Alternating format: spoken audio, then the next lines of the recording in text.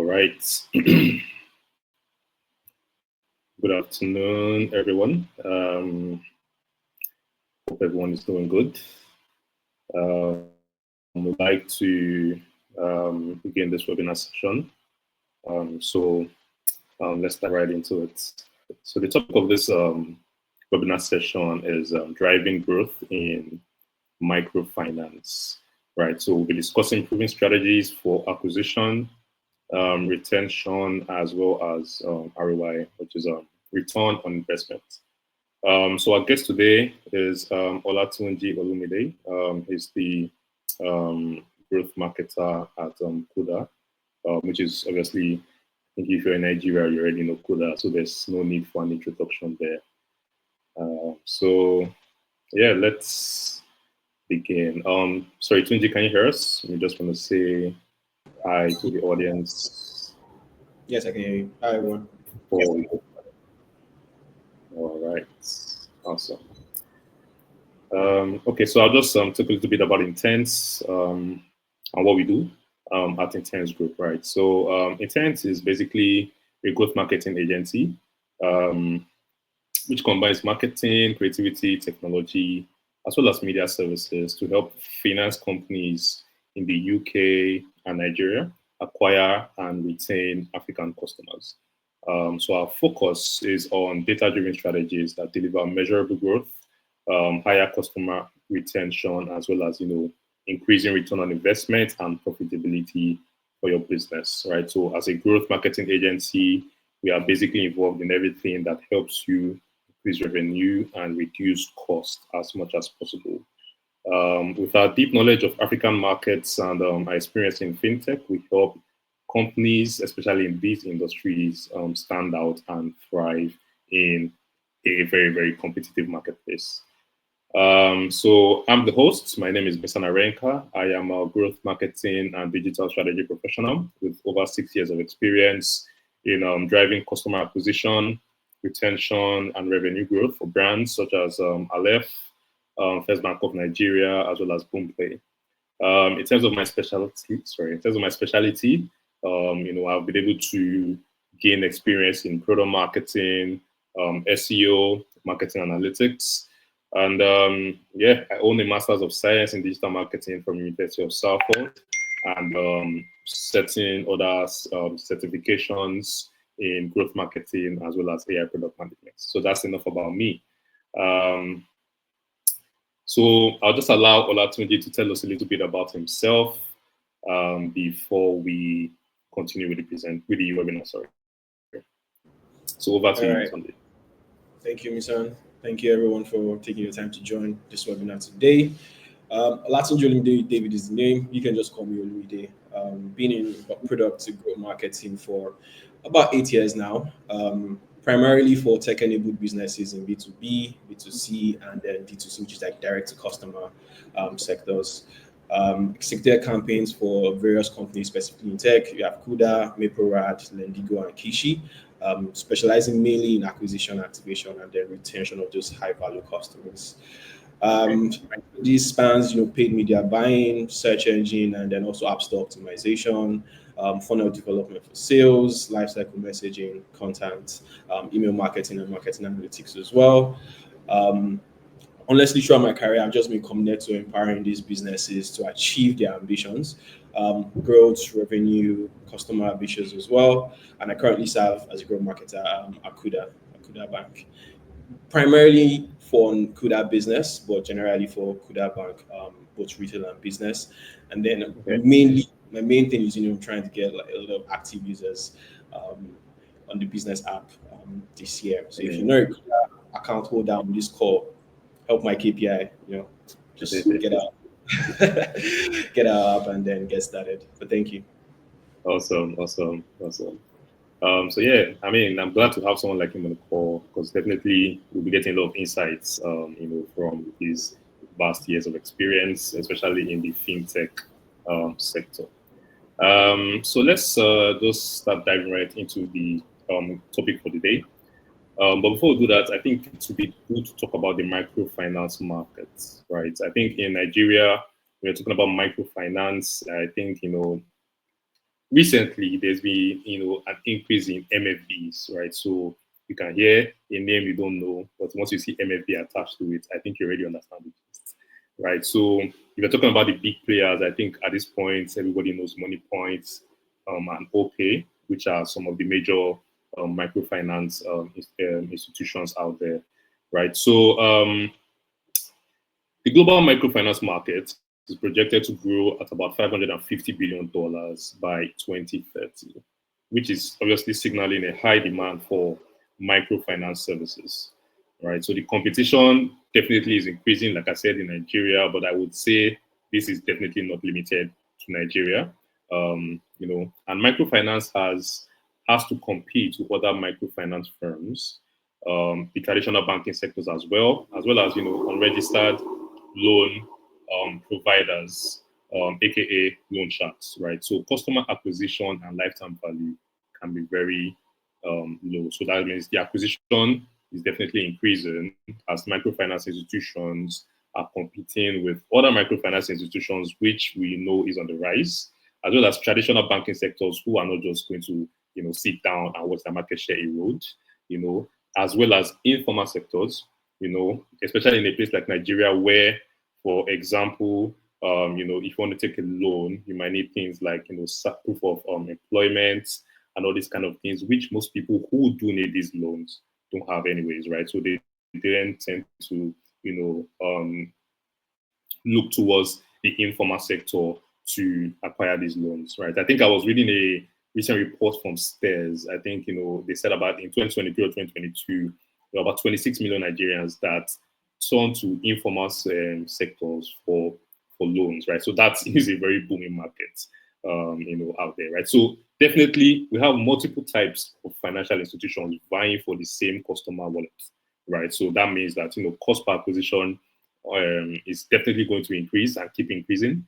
I don't see how that is going to be reducing anytime in the future, right? And then customer lifetime value is definitely going to be low, just because the switching costs between these firms is very low as well, right? So that just highlights the importance of you to have a very well put out marketing strategy that can help you acquire customers, but not only acquire customers and retain them in the long run as well. Right. So another fact out there is 60% of microfinance companies or institutions struggle with acquisition, which would make sense just because of how competitive the market is. Right. So this can be as a result of poor acquisition strategies or heightened competition in the market. So we know that the microfinance market, just based off that little background that we gave, is a very competitive market, right? And as marketers, it's up to us to keep innovating ways through which we can acquire these customers and retain them in the long run, right? So that brings us to the importance of this discussion that we want to have today. In terms of why is this even relevant for marketers or business owners of these of companies in this industry, right? So the first one is it helps microfinance businesses know the easy ways to improve acquisition and customer lifetime value. Then another reason is it helps microfinance companies develop cutting edge, innovative marketing strategies to stand out in a very competitive marketplace. And then the third one is, it helps microfinance companies leverage their data for proper decision making. Um, so these days in marketing or in business, with the rise of AI and all these things, all of a sudden data has become something that everyone is talking about, right? You've probably come across the statement that says that data is the new oil, and definitely I think most business people would agree with that. Just because in a market that is very competitive and challenging for businesses in terms of customer acquisition, you need a lot of data to really inform where you will put your marketing resources, so that resources that are already scarce anyways don't just become wasted, right? So data is very crucial, and you can even go as far as saying that data is a non-negotiable tool, right? So as marketers in this day and age, you need to have a solid understanding of data as well as how to exploit data for a robust and innovative strategy, right? So why is data a non-negotiable tool? The first reason will be obviously it helps identify opportunities and threats, right? In a especially in an industry like microfinance industry where you it's a challenge to gain market share, it's an even bigger challenge to retain that market share, right? So you need to be always informed in terms of what are the opportunities to gain market share as well as the threats that will steal market share from your business, right? And there's no other way you probably be able to do this without solid data. So data is very important in terms of helping you identify opportunities in the markets and threats towards threats against your business. Then the second one will be data helps you understand customer preferences and behavior, right? We know, like we said, the switching cost in the microfinance industry is very low. I think in most cases, these businesses compete on rates, right? So you, as a microfinance business, you offer savings. Your competitors all offer savings, right? You offer transaction fees from maybe physical cards or virtual cards. Your competitor all offers the same thing. You give out loans to businesses. Your competitor all offers the same thing, right? So it's down to in most cases the rates of your business process, right? And when it comes to rates or things along those lines, you really need to understand your customer preferences as well as their behavior, right? So data helps you understand these things. Data helps you profile your customers in a very, very robust way to be able to understand and not only understand but predict future behavior or things like that, which will definitely help you, like I said, acquire more customers like the ones that are profitable for business or retain those valuable customers that are transacting with your business at that point in time. Then the third reason will be data helps you, know what is working and what isn't working, right? You can imagine going into a dark hall with no torchlight or low light available, right? There's just nothing you can do. You can't make progress, right? So for you to make real progress, visibility is key, right? Visibility helps you understand a lot of things, helps you even see the lay of the land, right? So that is what data is to businesses. Data is that light that sort of helps you understand or visualize the path that you want to take, right? So data helps you know what is working and what is not working. Without data, you're just simply guessing at a lot of things, right? And when you guess and guess and guess and guess and guess and guess, you run out of resources that will enable you to guess, right? So that's I think just a quick summary of why data is a non-negotiable tool at this point or at this current business environment for companies out there, right? So what's the big picture when you're talking about data? You're talking about innovative marketing strategies and these kind of things.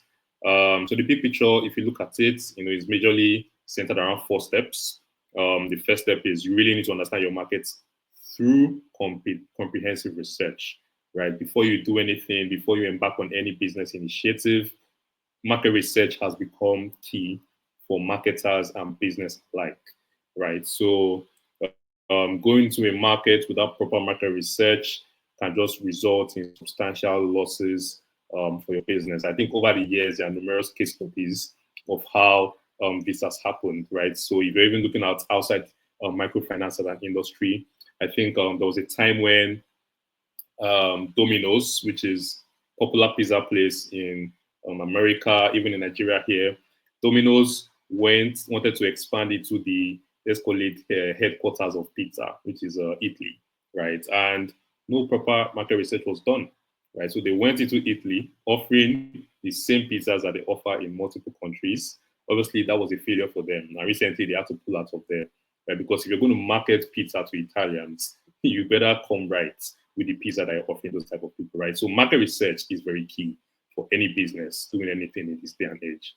Then step two is acquiring customers using precision targeted campaigns, right? Once you're able to understand your market, you understand customer preferences and their behavior, then your marketing campaigns can be tailored at a hyper personalized level, right? So even if it's down to the type of the way they talk, right, which will sort of influence your messaging and those kind of things.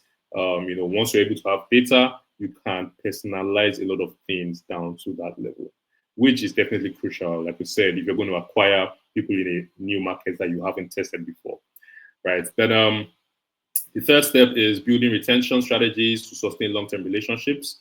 Obviously, once you've acquired a customer, you want to retain that customer. I think it's a well-known statement in marketing that it costs twice as much to acquire a customer than to retain a customer. So for every customer you acquire, retention is non-negotiable as well. And then the fourth step is, you want to continually track and optimize your return on investments, right? So once you've been able to acquire, you've been able to retain, you want to track, you want to, identify opportunities for upselling and cross-selling just to extend that CLV, customer lifetime value, and optimize your return on investments.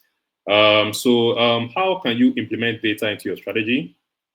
Right. So the first thing, like we said, you want to conduct regular analysis in terms of analyzing customer demographics, preferences, and feedback to understand their needs better. By analyzing this demographic data, you'll be able to discover, for example, the majority of your customers are young entrepreneurs. And then from that kind of insight, you can create campaigns that speak directly to their goals, right? Such as things like affordable startup loans, improving campaign response, affordable startup loans, which will then help you improve your campaign response rates as well as ultimately your customer acquisition, right? So regular analysis in terms of analyzing your data, consistently researching the market, consistently trying to understand your demographics, your customers' demographics and preferences, very key to your data strategy. But in this day and age where there are a lot of processes that can be more efficient, right? Technology is always out there to help you do these things, right? So you always want to leverage technology as well in terms of using tools like CRM, marketing automation, predictive analysis to collect your data and analyze them, which something that would have taken about weeks to do. With technology, you can do it in minutes, right? So it's very key for every business and your processes to leverage technology as well. Technology can also help you, in minutes, predict customer behavior to proactively address concerns and offer value before they churn or disengage from your business, right? So prediction is always a very key thing. I think in this day and age, you're looking at a lot of companies, trying to sort of figure out what their customers will need ahead of time, right? I think there was a major use case in Canada where I think it was Target, which is a retail store in Canada, was able to deliver pregnancy materials to a girl right before her parents even knew that she was pregnant, right? So they, based off her interactions with their online store and all those kind of things, they sort of forecasted or predicted that this girl was pregnant. So right, so that is sort of how you can hyper personalize customer experiences with your business, and obviously technology is at the center of that. Right. And the last one, obviously, impact on ROI. So in terms of streamlining your business processes and reducing manual errors and optimizing your marketing spend and efficiency, technology is a no-brainer when it comes to these things.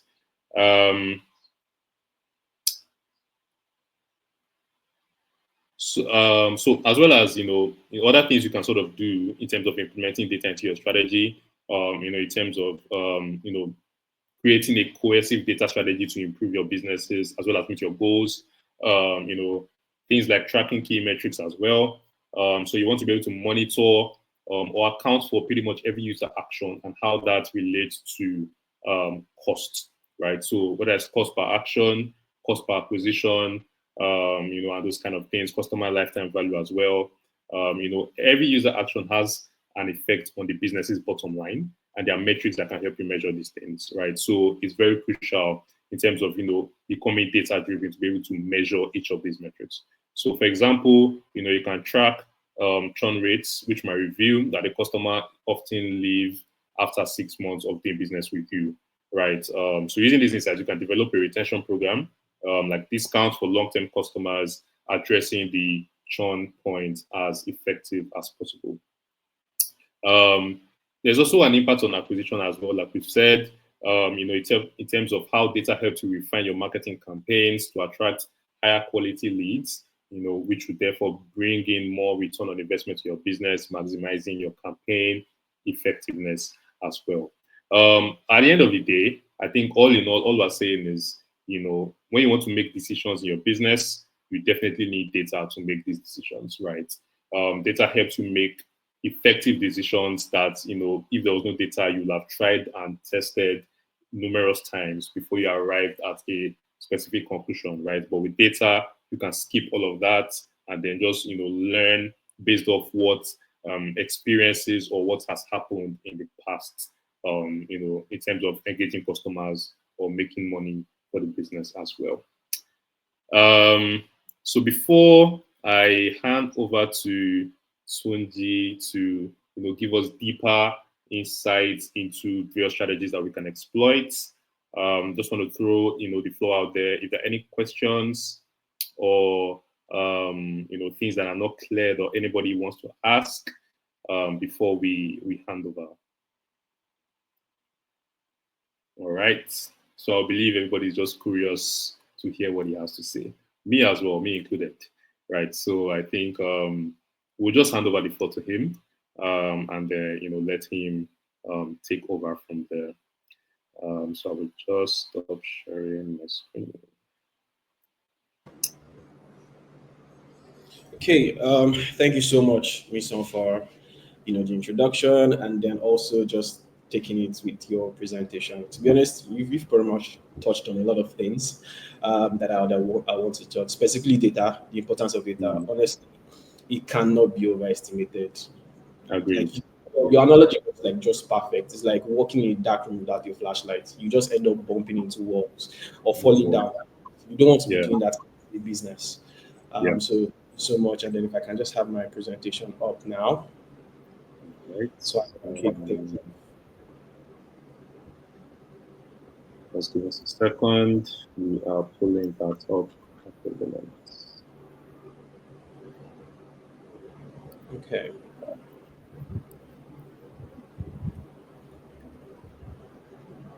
All right. So while that is coming up, again, okay, it's up here. But again, if you have any questions during from each session, from Mison's session, from my session, please just drop them in the comments, and then we'll get to them once I think I'm done. I would try to brush through my presentation because I really want to, as much as possible, address any concerns or feedback or questions that you may have. So I want to give like enough time for us to address questions, and just give you actionable strategies, right? Because most of the things we say here are things that we've seen done, things that we've done ourselves, that we've executed ourselves, and we've seen success in.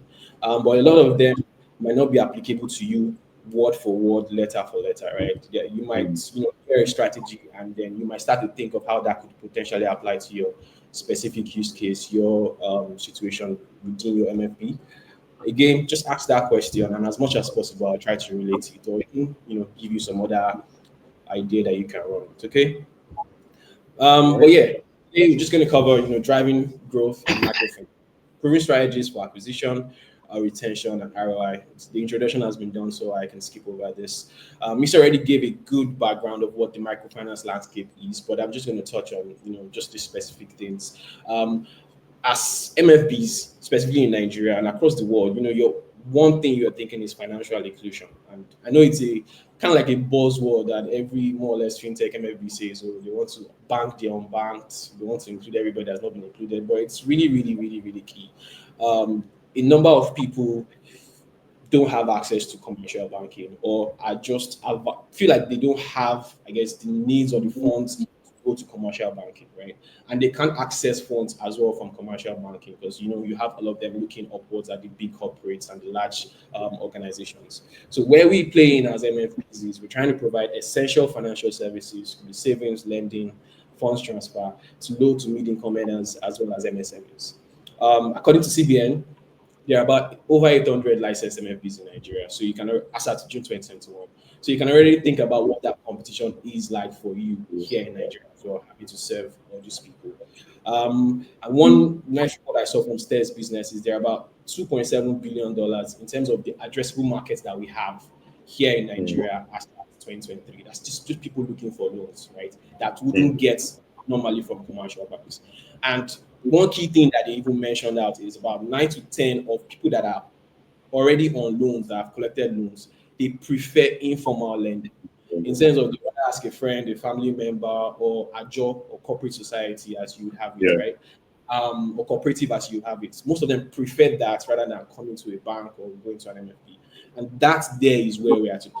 That's our space, right? And you can start to think of some challenges that would come up from those space. I mean, acquisition challenges, you could have the credit worthiness, whether they're credit worthy or whether they have enough to meet our KYC demands, whatever. But for your growth challenges specifically, considering the number of MFBs in the space, considering how much addressable market we have, considering the current mood of these users or potential customers in the market, right? So what are some of your challenges or growth challenges that you may experience? I've highlighted some here, which is high CAC, like Miss already touched on. Increased competition is big, and then default risk. You have people collecting loans and then they are defaulting, and then that affects you as a company in terms of being able to offer your products or financial services to people. Yeah. But what we're going to touch on today is, again, specifically, we're going to touch on acquisition.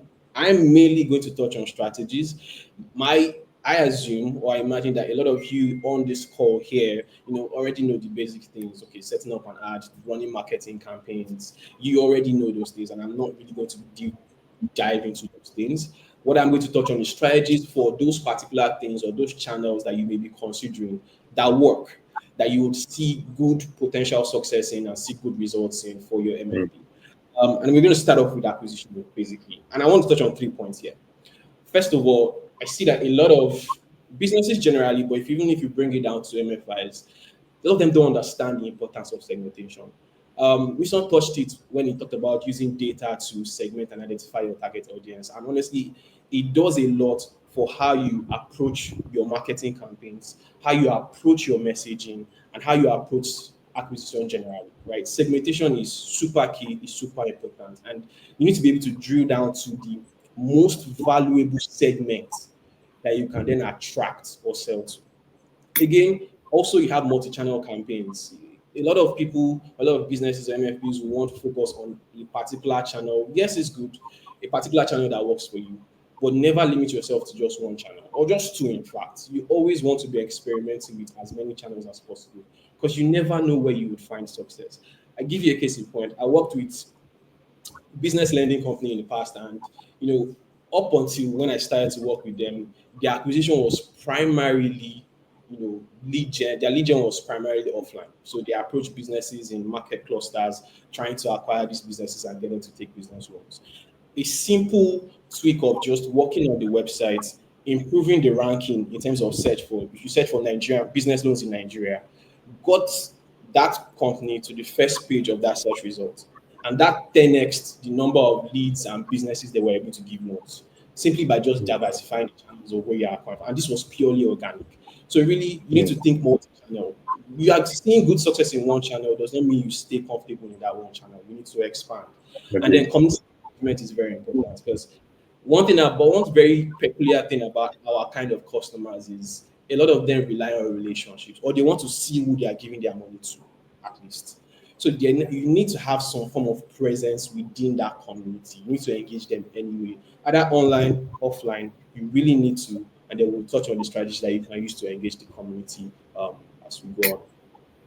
First of all, segmentation. Honestly, it matters. It's very, very important. You have people would do segmentation or when they're trying to do market research, like Mason said, a lot of people, find your demographics. How would is my potential markets? Where do they work? What do they do? What are the genders, etc.? Where are they located? Where do they live? You don't want to stop there.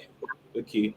Why is because you could throw, say, bait to in the river and try to catch fish, but you don't know the kind of fishes that are in that river and what baits would apply or appeal to them or what baits would interest them, right? Wouldn't it be better if before you even went to that river, you already knew that these were the kind of fishes that were going to be in this particular section of the river, and this is the Mm. kind of baits that would attract them. So once you put it in the river, it's hook, line, and sinker, they're caught on, right? You really want to drill down your segmentation to the lowest possible level to find your most valuable customers. And it goes beyond their demographics, it goes beyond their occupation, look into their income levels, what are their financial needs, right? Because the way you would sell a loan to someone in the market, right, a business owner in the market, is not the same way you sell a loan to someone who is employed, who is gainfully employed. you really need to understand their financial needs, their interest, their industry, very specific as well. The way you would speak to, for example, even if you're selling loans to someone, a business owner in the market, the way you sell that loan to, say, a business owner that sells provisions, for example, is different from how you mm, would sell that to, say, someone that sells spare parts or motor parts, right? So it's very mm, yeah, important to understand their specific industry, understand their specific financial needs, and again, you need to understand their user activity. Now, this is when they are already with you, right? So if they've already come to you and they are doing things like on your app or on your product, you need to properly understand what those activities, what drives them to make those activities, what's the frequency of those actions they are taking, what's the yeah, frequency, how often do they do it, when do they do it, do you see that they do it at particular times? Do you understand? And that's mhm, ultimately will inform your targeting in terms of acquiring these users, your messaging in terms of how you sell or how you communicate with these specific customers or these potential customers, your offering, like I said, the way you sell a loan to person A, business A, is not the way you sell a loan to business B, right? yeah, And then also yeah, the channels. Again, the channel that you meet business A will not necessarily be the channel that you meet business B. Okay. But because you are zoned in and dialed in on your segmentation to the T, you're able to properly define the segments of ideal customers that you want to target. And you already know what they want in terms of their financial needs. So you're able to put that together with your offering and your messaging, take it to them on the channels that they already are. And all these things you know once you hone in on your segmentation. It's very, very important. Honestly, you cannot miss that part. And then you need to test multiple channels. Always be testing. For example, here I could have honestly wouldn't have known that Snapchat was a great channel for acquisition without testing it. And you may think, okay, Snapchat, of course, it's social media, but Snapchat, fintech, where's the correlation? But we've seen great engagement on our Snap lenses, and that in turn has turned into great conversions in terms of acquisitions of customers. So mm, always in channels. If anybody had even told me before that Snap was going to be like a top performing channel for us, I was like, okay, okay. So you never really know. Always be testing channels. Social media, test every single channel. I mean, TikTok recently started allowing Nigerians to market, so you can imagine that a lot of potential brands and businesses will start to explore that. Of course, we're going to explore that as well and see what that could potentially get us. But don't limit yourself to all online channels as well. Also explore offline channels. Again, this will be informed by your segments.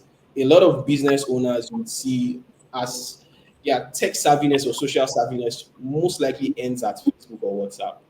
And again, they still have a trust issue for platforms or things that they see online. So they will yeah, need some kind of physical presence, right? So either it's just putting up a billboard in a market cluster or having agents that are in those market clusters working with branded souvenirs, branded shirts, and they feel closer to you, right? That is a channel that you can also test as well. Offline, online, SEO. I gave the example of a company I worked with were simply just working on the website, improving, optimizing the website for search, 10x the number of leads and businesses we were able to give loans to that were applying for loans. Honestly, you don't want to sleep on SEO because one is free and it's for the long term, it's for the long run. It takes a while, unless you stop working on it, it takes a while before you fall off, right? And I know mm, AI is a big topic now. A lot of people are going to ChatGPT and all that to make their searches, but you still have your addressable market. A lot of them still go to Google to search for anything they want. A mm, lot of them do that. PPC, display, that's pay per click display, but you also want to explore search engine marketing as well, because that is a very, very big channel that I see a lot of businesses or MFP sleep on. People are already searching for loans, right? And yes, maybe your SEO has not gotten you to the point where they are able to see you organically, right? But they are searching for specific brands. They're searching for specific services or financial needs. Remember, from your segmentation, you already know those financial needs. So why not just use them as keywords that you target for the search engine? So when they go there and search, trust me, a lot of people can't tell the difference between a paid result on that first page of the search result and mm, organic. So if you can appear on the within the first page from just search engine marketing, you'll be surprised what that will do for you in terms of getting you quality customers because they're already in market, they're already looking for this thing. And I yeah, think finally, I really want to mention this because I see that it's still relatively a lot of people are not exploring it, but As an MFB, if you have an app, you have an app on iOS and you have an app on Android, you want to explore custom app pages. I think Android has custom app pages. Android Play Store has custom app pages, App Store pages, and then also iOS or the Apple App Store has custom app pages. Basically, what they are is they allow you address a specific need of your audience right there on the App Store. So think search, but on the App Store. So when somebody searches on your App Store, normally your app would come up as a listing. But what if the keyword they are searching for, your app isn't properly optimized for that? Or even if your app is properly optimized for that keyword, when they come and they see the description, they don't see things that resonate with them in terms of what they are looking for, right? So, for example, you could have here could have we have the general Kuda business app page, right? And then we have specific services like we have our POS, for example. We've created specific app pages for POS. So if a business owner goes to the app store and searches for POS machine or POS, right, they would see that specific page tailored Page. to POS. They are more likely to convert in terms of installing your app from that page than any other page, simply because it General. addresses it specifically. So don't sleep on custom app pages. You can create many custom app pages on the Play Store. You can create on iOS and test. To be honest, just test because you keywords that people are searching for to get to your product. You need to maximize the reach or the visibility of your product for all those keywords as much as possible. And remember, from your segmentation, you already know what those keywords are from their financial needs. Yeah. Yeah. Again, don't be shy to explore multiple channels. And one thing I should mention is your brand has to be consistent across all these channels. Um, you don't want them to see your logo in, I guess, white on a different channel, and they come and see your logo in black on another channel, and there's just a disconnect. Odds Yeah. are Nigerians are very risk averse. The first thing I think is probably a scam, and they will probably won't install or do the action that you want them to take. So make sure Yeah. your brand is consistent across all these channels, your messaging, your offerings consistent across these channels, and they're determined by the segment that you're trying to reach. And then just finally on acquisition, community engagement, it's super important. Like I said, the market we play in, a lot of the customers or potential customers in the market, they want to see you. And by see, I don't mean necessarily see you as in physically, but they want to feel like they can reach you. Oh, I know where, in case, because it's money and people don't play with their money, especially business owners. So then, in case there's anything, I know where to who to hold or where to go to if there is any issue, right? So you need to be your presence in that community. You need to be very serious about that.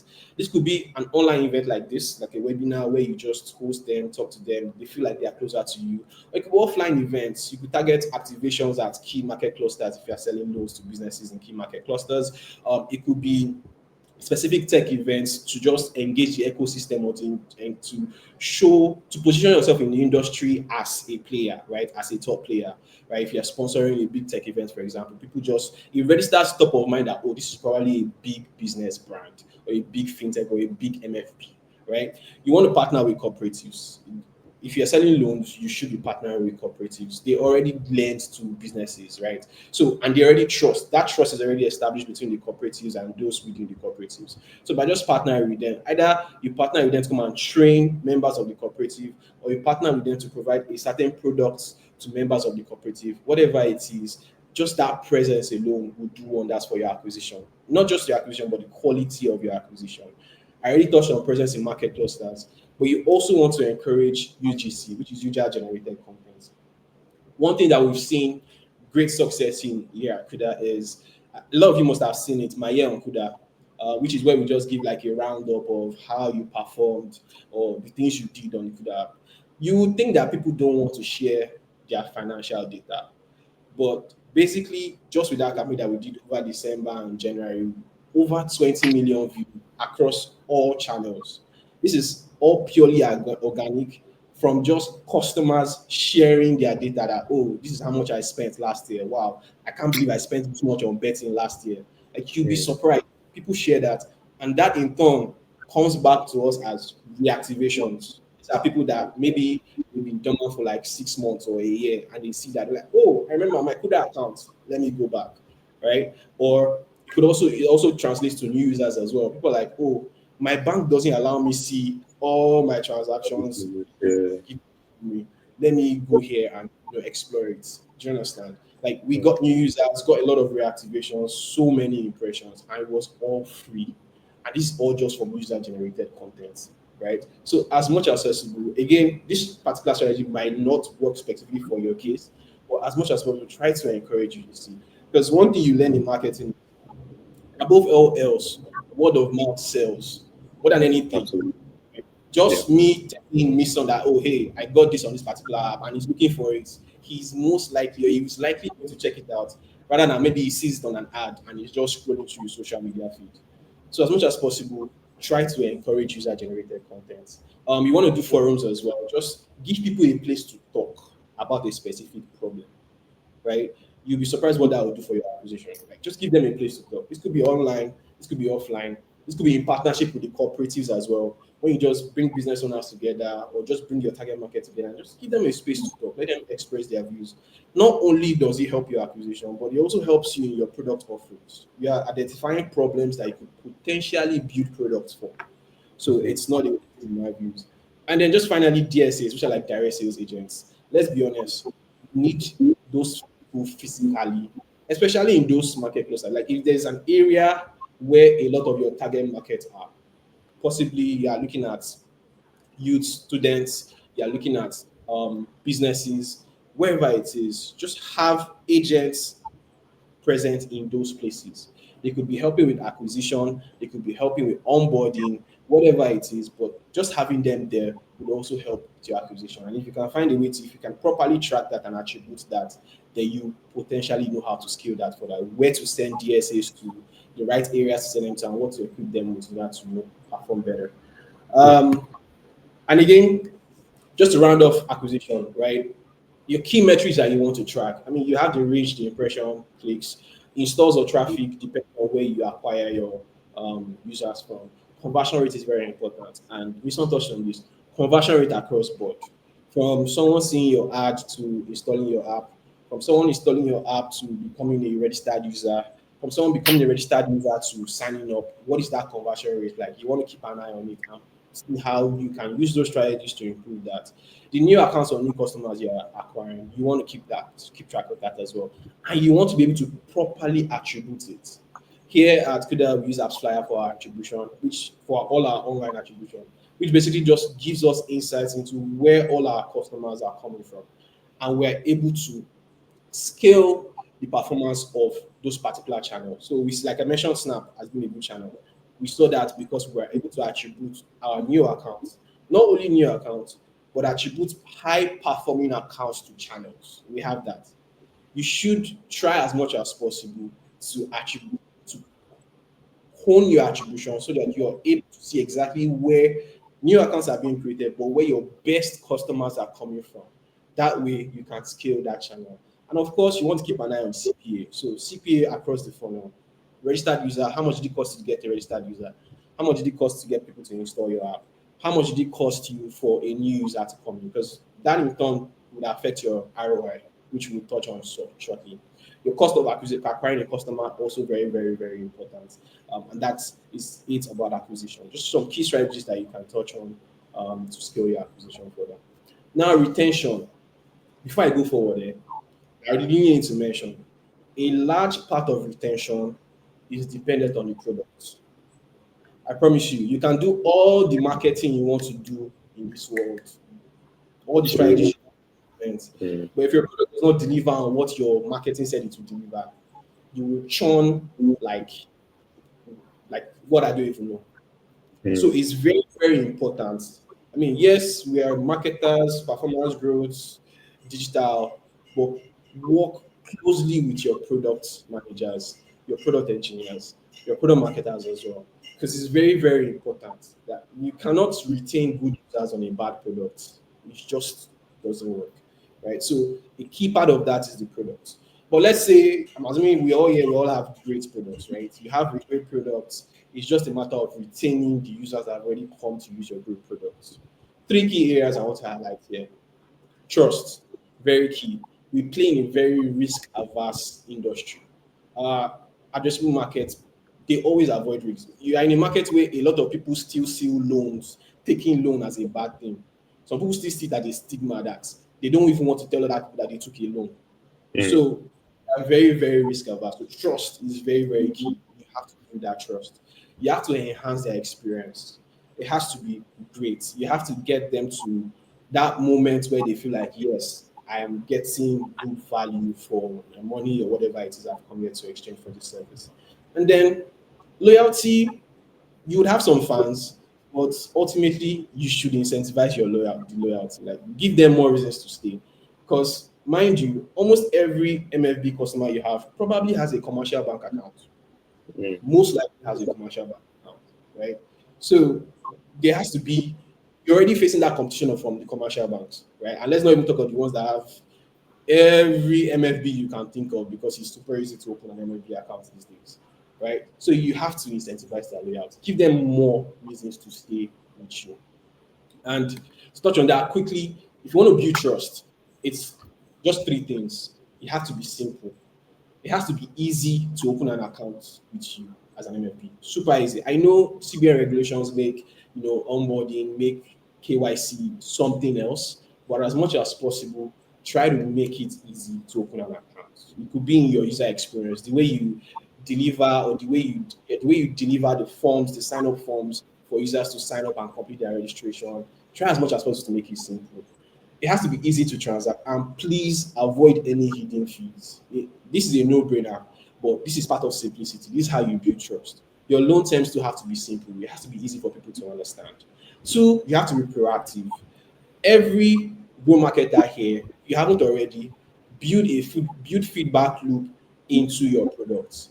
Is super important. You have to build that feedback loop into your product. So it could be for us, for example, if you've transacted a number of times, quickly there's a survey that asks you how was your experience, how's your experience been so far? Is there anything you want to complain about? And then be collecting those feedback responses. It's not until someone complains that you collect feedback. Just build feedback loops everywhere. If someone has done a certain number of transactions or done a certain number of things, a certain number of times on your product, you should collect feedback. If they haven't, collect feedback, right? So, for example, we have a messaging flow that gets people to, okay, you've created your account now, come and transact. And that Mm. flow tries to follow up with these users over the course of 30 days.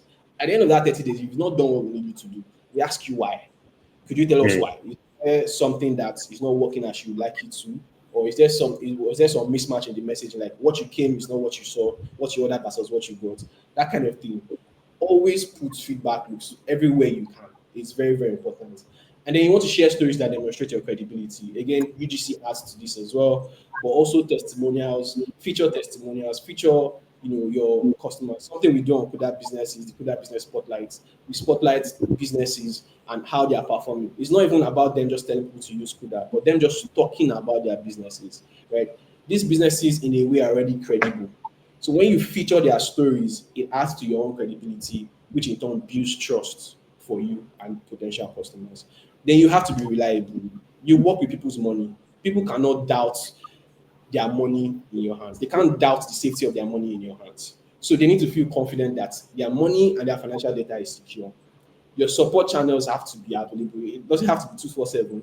But Mm. if, for example, you know how for a while, if you have an issue with MTN, you dread calling them or visiting their center because you know how long it's going to take before you get help. You don't want your customers feeling like that. If there's an issue, your customers it should be super easy as a chat within your app. It should be super easy for them to get that support. And then your notifications have to be timely. Someone cannot send money today and they're not getting the alert until, I mean, unless it's a failed transaction, of course. But like everything went on well and they don't receive the alerts for like 24 hours and they're wondering Mm. what's going on. You'll be surprised. We've had cases where you see people, the money is in their account, but because they did not receive their alert, it's a problem. That's it. Yeah. Understand? So as much as possible, make those notifications timely. Again, that's how you build trust. Be simple, be proactive, and just be very reliable. For your customers' experience, honestly, it has to be user friendly and personalized. Mission touched on personalization, and honestly, I cannot overestimate the importance of personalizing the experience. Because remember what I said, a lot of the people in your market or potential customers in this addressable market, they are risk averse and they love relationship. yes, it's one thing for them to see an ad and go on to use your product, but just having someone speak to them, or when they use your product, they see their name or they see something that is personalized to them, or even the offering. Oh, I'm looking for a loan, and immediately you come. I'm looking for a specific type of loan or specific terms, and immediately you come to the app. You have different loan products, but because of certain questions we've asked you during your onboarding, when you see the loan terms, they match exactly what you need at that point in time. Personalization is everything. But just to kick things off, being user friendly, it has to be easy to navigate your app. Your website too has to be easy to navigate. It's like, and it has to be responsive on their phones. So basically, I should be able to load your website properly on my phone. About 99% of your potential customers use their mobile phone to access the web. So your website or your app properly has to be properly optimized for mobile, and it has to be easy to use and navigate. Then I know regulations with CBN, making KYC something else, but as much as you can digitize. For example, previously you'd have people upload their passports, a profile picture, upload their NIN, etc. All that can be digitized with various partners, Smile Identity and the likes. Basically, you have someone, once they are onboarding on your app, they put their phone to their face and it takes their picture, that's their profile picture. They don't need to upload anything again. Oh, they provide their BVN or their NIN, they don't need to upload anything again. And that makes it easier and user friendly, right? And then you need to think of how fast can you get a user to the moment where they feel like, yes, I've gotten what I came from for this app. That's the aha moment. For us or for a lot of MFBs is getting that account number that they can use to receive money or send money. How fast can you get them there? And I know again, KYC regulations might make it hard, but there are certain, I think there are certain things that you can do to at least, for example, you can present the account number to them.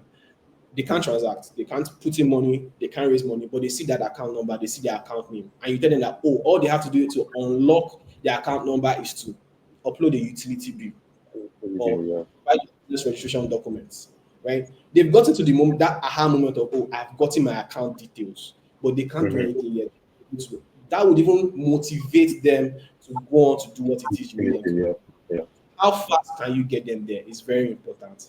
Then also, on the personalized side, like I mentioned, you want to use their data in communication. So anything you send to them, always use their names, reference their names, talk about their birthdays, your life cycle messaging. If someone has not completed their account creation, there's no reason why you should be sending them terms of a loan or what it takes to get a loan on your app. All your messages should focus on getting them to complete their registration and creating their accounts. Time is of the essence, so I really need to run. Mm. But yes, loyalty programs, very, very important. Again, this is how you incentivize loyalty. They should be based on their behaviors. Oh, if somebody does X number of transactions, reward them. If someone got to a particular phase of their onboarding or their registration, reward them. Honestly, and then it can be tiered as well. So you get to level A, level B, level C, which is some kind of gamification. It should be achievable. Don't make it hard. It's very important that you don't make it hard. And then some of the metrics that you need to watch are like your active users, so daily, weekly, monthly. Please keep an eye on that. Your net promoter score, which is your NPS, your churn rates, which tells you exactly how many users you're losing, and then the opposite of that is your retention rate, which is what you want to keep an eye on. Sorry, I'm rushing because of time, but lastly, ROI. Mr. has touched on data. Data is everything. Data is exactly how you understand exactly what it is you need to do, the type of customers you need to target, the type of messaging you need to send, the type of product offering that you need to give to them. So it helps you identify your high value customer segments and then optimize all your efforts towards acquiring and retaining them. So with data, you're able to monitor and optimize your campaigns, you're able to segment your customers properly. It helps with your product development as well, and then your credit risk assessments. Incrementality is very, very important in terms of ROI. This is what allows you to know which activity or which channels are truly making an impact, either in your growth or your revenue goals. Because that's how you are able to one test. Remember, I said multi-channel campaigns, so A/B testing. You're A/B testing everything. Your campaigns, you're A/B testing your creatives, you're A/B testing your messaging. It helps you to test. It then helps you to optimize. So you know which channels are working, and then you can turn off some channels, you can turn off some ad sets, you can turn off some campaigns, or you can decide not to send some messaging anymore, and then you scale what works. It's very, very important that you scale, you test, optimize, and scale what works. Don't just throw a blanket thing out there and just leave it to be running. And then just quickly, product penetration in terms of ROI is you could have a user coming for one thing. They came in, for example, for a loan, right? But most times, someone that came from a loan would also be interested in savings. Okay, so it's very important that when you have a user coming for one thing, which you honed in during segmentation, which your product penetration or your messaging should be to get those users to then use multiple complementing products. And then you have to time it. It's not from the beginning when they come in that you start to say, oh, we can also do this, oh, you can also do this. No. Let them get to that aha moment. Let them receive some value from your product. And you see that they are doing that. And then you time that, oh, do you know that if you pair, for example, your loans with your savings, you could potentially get X amount of this from us. Something we've tried is just bundling some of our products. So you have people that would come in, maybe their business is not registered, you bundle business registration, bundle POS, and some other services, and you use that to get users to come in and then use all those products. That drives up your value of each customer. The higher the value of the customer compared to the CAC, the more revenue or return on investment that you make from that particular customer. And then just some ROIs, some metrics you need to watch. Your return on ad spend, very important. Your average revenue per user is very important that you keep eye on that. Even on a monthly basis, you can also segment it by a new user and then by returning users as well. Your lifetime value of your customer, like Miss already touched on, and then your return on investment. Just some key takeaways. Segmentation matters, like I mentioned at the beginning, is very, very important. Data feeds that segmentation, market research, and data you get from also your active users. But it's very important that you're obsessed with your ideal customer and you properly segment them. Then some keys to retention, trust is very important. A great customer experience, and then you need to incentivize loyalty. Always take the incrementality approach of you test, you optimize, you scale. Don't just put things out and leave them to run. You test what works, you optimize, you stop what's not working, focus on what's working, and then you scale that. And then you just increase your customer lifetime value, which would increase your ROI, which your loyalty programs and product penetration. This will keep your CSC, no matter what your CSC is, if your lifetime value can considerably go higher than that, then you're in for it in terms of improving ROI. And that's about it. Sorry, I had to rush through the final parts of my slide. I saw that time was going, and I really, really wanted to keep the time. But thank you so much. And if you have any Thank you. questions, Thank you. Thank you. Thank you for that insightful session. I think as we were talking, I was taking notes here, so I have some questions I want to ask. But I think we'll just go to the comment section first. Just try and ask some key questions there that I've been seeing.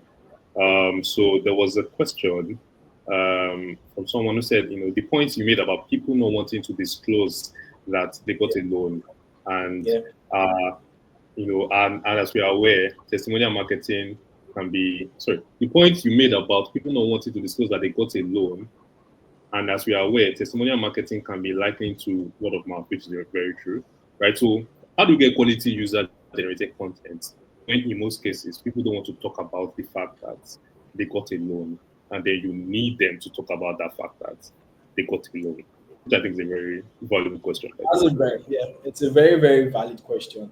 And I want you to think about it like this, Muchsola.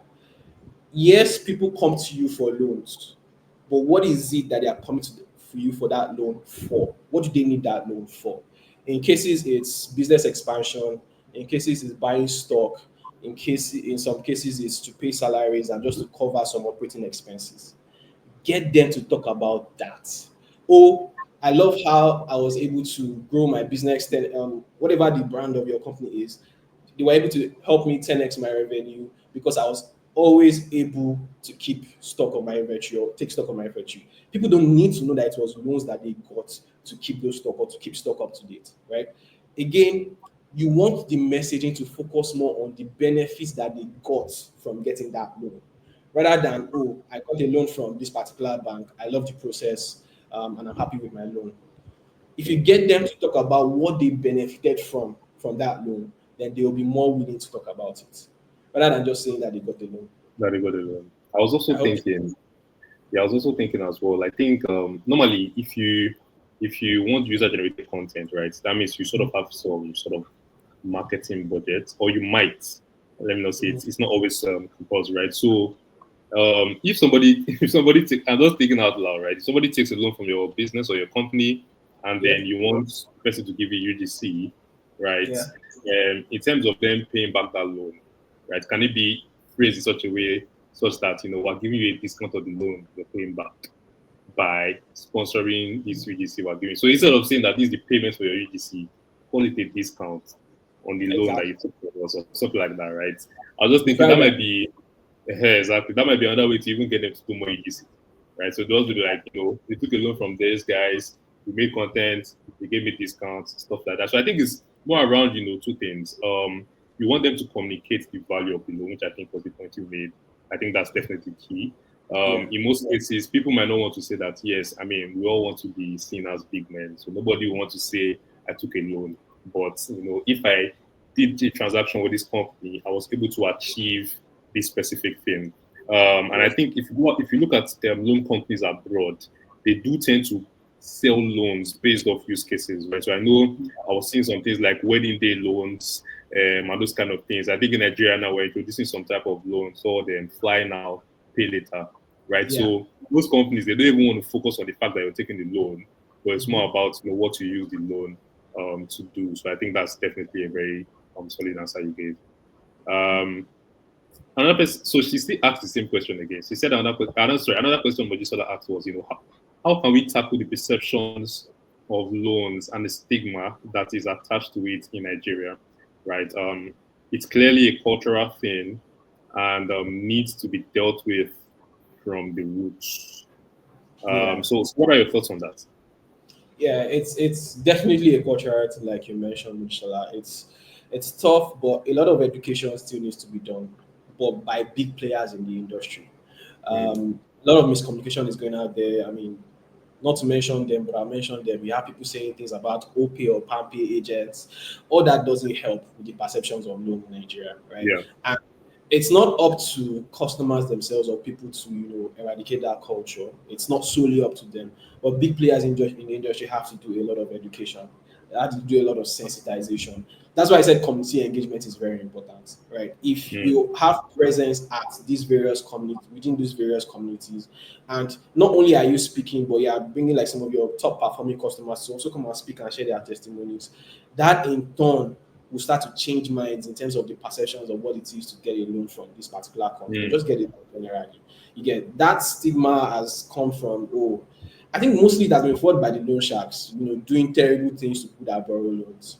Okay, I it has been agree. fought by them. Yeah. And then you have, of course, there's still the people of, oh, at least the loans that are collateralized, you have them that if they don't pay, they take their property. A lot of people see that you're taking my property, blah blah blah. So a lot of sensitization has to be done. Let people know that it's all about your credit worthiness. If you're credit worthy and you keep to your payments, nothing is going to happen to you. And That's going to again, happen. I would you agree. rather use your money to do something than keep your money and use another person's money? Right? A lot of sensitization has to be done, but mainly by big players in the industry. Yeah, I agree as well. I think some companies as well, some loan companies, what they do is, like you said, right, loans and savings, it's complementary. So if you take out a loan, it's sort of at that point in time your credit score goes a little bit down until you pay the loan, right? So sometimes they do things where if you take out a loan and you pay ahead of time, you get some benefits on the savings end, right? So I think in terms of just playing the two products as complementary products, I think that's also a very major thing that you can do as Yeah. well. So just for people watching, so there'll be the recording. This webinar is recorded and will be made available on our YouTube channel. So you can also try and rewatch it there. So Mojisola then continues and says that she has tried the approach of giving valuable discounts to content creators for their UGC, even though we wanted them to talk about the funds on their businesses, and then they still didn't uh, respond to that tactic. So, do you have any other recommendations that you can give to her in terms of Um, solving this? I think what I would just go on to just asking, because you could give them discounts, but is that discount valuable to them? Okay, That's that's the that's question. another thing. Yeah. Is that discount valuable to them? Again, it all stems from understanding the particular segment of your customers. And one thing that quickly comes to mind, it doesn't have to be a discount. It could just be an incentive for something else, right? Mm. That drives them to do that UGC. Also, it could we could take our approach. It could literally just be information that you are giving to them, right? It literally could just be information. We give you this information on how this is how your business has been performing, so and so. If you want, we can give you some consulting services to help improve how your business is performing. Or you are doing great, keep it up, right? That Solid kind of and thing yeah, will solid drive people. recommend. Another simple thing, I think this is something that Shopify does, is there is this thing whenever they get a notification, a payment notification, the notification of that, the sound of that notification drives a lot of business owners. And it just drives them to go and post it online. You see a lot of people post their Shopify notifications online simply because of the sound of the notification and it feels like they are making money. That's Mm. UGC. And you could do Mm. something with that as well. Right. Mm. So think of many ways. It doesn't have to be incentivized. It could just be things that you do with your product itself that will just compel someone to share, to talk about it. Ultimately, you Yeah, just wanted to talk about it. That's it. yeah. Yeah, and I think that thing you said in terms of offering indirect services, I think it's true as well, right? Like we said, data is key. If you, for example, you want to give it a business a discount on their UGC, I think really understanding their needs and problems can definitely go a long way here, right? So, for example, maybe they don't even really need a discount on that thing. Maybe they need something in terms of business insights or some consultation in their business or something along that industry. Right? I think those kind of things might be valuable to them. So, in that sense, when you bundle everything together, you're sort of giving them the complete package, right? You're giving them the complete package in terms of what they can get with the loan that they even took from your company as well, right? So I think that one is very, very true. So someone made a comment, is saying that in addressing Moji's concerns, I believe the stigma surrounding loans is more related to the loan platforms than the loans themselves. I Yeah. mean, that is true. I think when you hear Pampe is looking for you now, everybody knows what that is about, right? Exactly. So, historically, Nigerians have rallied on trust or on trusted traditional lending sources for financial assistance. However, many are apprehensive about the potential repercussions of unpaid loans, particularly due to exorbitant interest rates.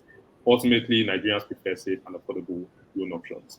Right. So I think when it comes to loans, I think if you ask a MFB business owner, I think it's a very dicey play between revenue and cost. Right. For example, I did try to take a loan of fair money, I think a couple of months ago last year, and the longer you extend the loan, when you see the interest rates, it's very scary, right? So, so it's a Yeah. thing of as a company, how can you really balance that revenue from getting loans as well as the cost of giving it out. And I think at the end of the day, you can't really blame them because defaulting on loans in Nigeria is a very serious problem for these loan Yeah. businesses, and Yeah. somebody has to bear the risk, right? Yeah. So it might be you who's the one that is paying back your loan. It might be you that will bear the risk in that situation, right? But I think these things, it all boils down to having really a proper understanding of the customer. I think what you said is very crucial. Understanding your customer needs, and then once you're able to understand those needs, I think sometimes I heard somebody say that some people they take out loans to bet. Now, is that really a reason to take out a loan to bet, depending on how the customer answer it? But Yeah. financial, what's the word, discipline comes into play Yeah. here, right? Exactly. So if I know that I'm a customer, if you know that okay, your customer maybe is in the second year of his university, right? He's at school, he's trying to do some things there. Then as you're giving him the loan, you can give him responsible ways to spend that loan, such that he can make some money back to repay the loan, right? So I'm just saying, understanding your customer goes a long way here. Um, then in terms of data, right, we do know that, fine, this is my own question now. We know that in the market, digital businesses, it's not really hard for them to get data, right? But where you have um, businesses where the market is more traditional, right? For example, Money Point and their POS market, right? I think sometime I went to Ekiti State to a village for my grandma's burial, and I saw Money Point POS there. I was surprised to see that it has gotten all the way there, right? But the question then is, how do they get data to inform their strategies, right? In a place where the traditional, market doesn't really give you that much data, right? So if you're an MFB business or microfinance business, in which case your audience will be those traditional guys. How do you get data from offline sources? That would be my question. Yeah, I think very, very good question. And honestly, nothing beats having boots on the ground. Um, Hmm. especially in those specific markets that you've probably identified. Now, before you even, I guess, decide to go to a market, there's top level data that's probably available. You can take a quick look at the IGR of every state in Nigeria.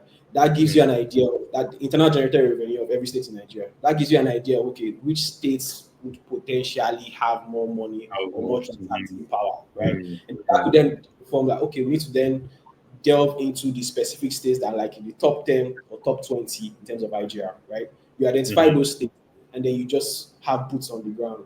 You could do this in partnership with consulting firms. You have a lot of consulting firms that are able to do like market research for you in those physical places. Yeah, Um, yeah, you could also do this in partnership with research firms or research assistants. There are a lot of people that are able to do research in those specific those things. locations. Have corpus, for example, who can help as well. So honestly, the list is by no means exhaustive, but the main thing is you're going to need boots on the ground. But before, because boots on the ground is cost intensive, right? So, but before you Yes. say, okay, where do I put the boots on the ground?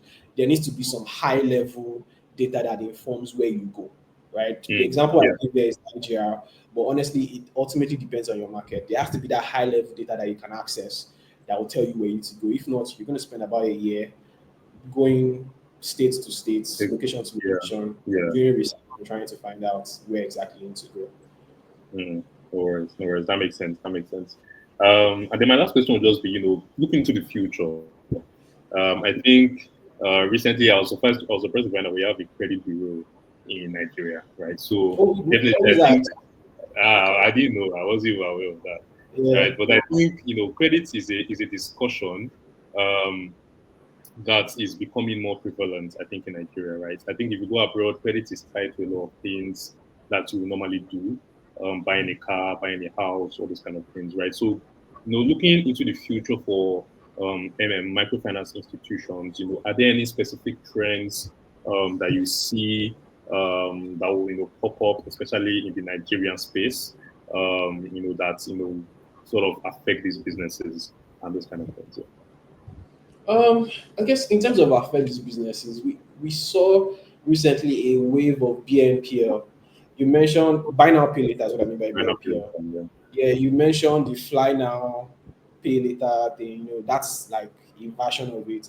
But you have a lot of lending businesses offering a version of BNPL. Mm-hmm. However, there is still the limitation of, I guess, the credit worthiness of customers generally. Yes. Again, the credit bureau does collect data, but that's after, mostly after you've collected a loan somewhere, like after your first loan. So if there is no Mm-hmm. credit history There's no whatsoever, credit. Yeah, yeah, makes it hard yeah. for people to be able to underwrite you, companies to be able to underwrite them and then give them these loans. But the trend generally is, BNPL.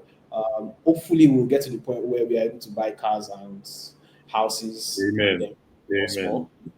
But a lot of that, there are a lot of macroeconomic factors that need to be in place for that to happen. You understand? Absolutely. And a Yeah, lot of that is absolutely. beyond the control of the industry. Yeah.